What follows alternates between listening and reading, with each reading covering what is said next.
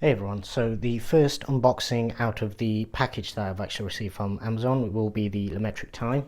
This essentially is just a smart clock that you can download different faces and things onto, just to basically enable different features such as the weather, obviously the time.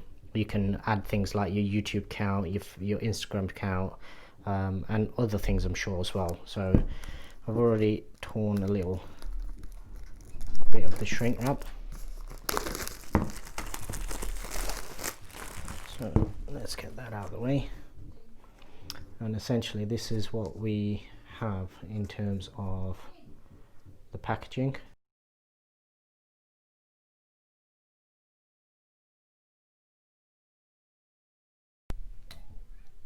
Okay, so let's get this unboxed. So just slide the sleeve off. And what we're left with is a pretty standard kind of box. Nice little pull tab just there. And that's the actual clock. We'll just pop that to the side for a second. And what else do you get in the packaging? So essentially what we're getting here is quite a chunky power brick. So that I'm not very happy about.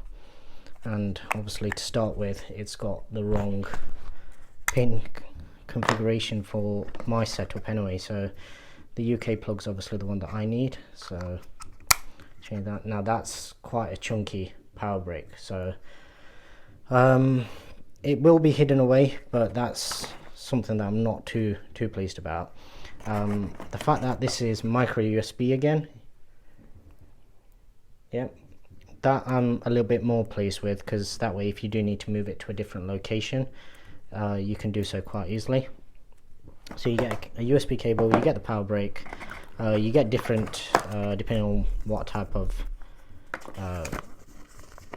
plug configuration you have, a little compliance leaflet and customer satisfaction sheet with a little guide on how to use it, presumably. So any good product is normally pretty self-explanatory. So what we will do is we will try and get this all set up without having to read any instructions. So first things first, let's get it unboxed. Okay, that was not very satisfactory. Yeah, that glue's extremely strong. And right, I just thought that was a bit of tape left over, but it looks like a little LED.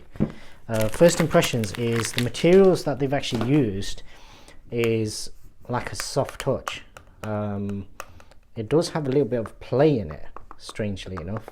The top bits, obviously you expect those because that's your buttons, but even the sides of the, I'm presuming this is the see-through panel for the screen, even they're quite flexible. So what I'll do is I'll get some power hooked up and then we'll be back. Okay, so it's a good thing that the cable is replaceable, because the cable that came with it is extremely short. So with that, I'll just turn the power on, and as you can see, we have the sort of welcome sequence, if you like. Now what I may have to do is just get another phone just to set this up, but I'm presuming that the initial part at least should be able to be done without, or maybe that is a Wi-Fi symbol, so perhaps I do need to.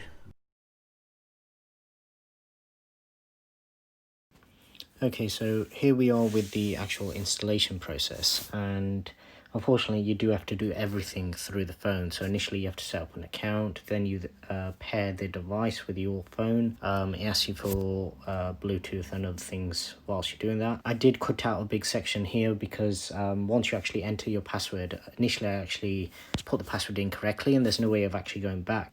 But once you've done that, it sets everything up for you, and then you can begin installing apps essentially onto it. It did initially do a firmware update as well. It prompted me with this pretty much straight away. It did that and then came back on. Having installed a few things and tried it out, essentially, I didn't really make much video because I was having a few issues with it.